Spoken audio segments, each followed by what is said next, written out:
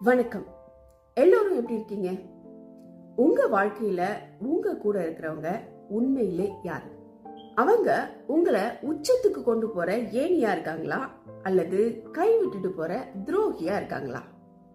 நம்ம வாழ்க்கையில சந்திக்கிற எல்லா மனிதர்களும் ஒரே மாதிரியா இல்ல. ஒவ்வொருத்தரும் ஒவ்வொரு மாதிரி இருக்காங்க இல்லையா? இந்த மரத்தோட இலை மாதிரி, கிளை மாதிரி, அல்லது புயல் வந்தா தாங்கி நிற்கும் வேர் மாதிரி, இப்படி 3 வகையா மனிதர்களை பிரிக்கலாம். உங்க கண்ணுக்கே தெரியாம உங்க எனர்ஜிய உறிஞ்சுறவங்க யாரு? அவங்கள எப்படி அடையாளம் கண்டுபிடிக்கிறது?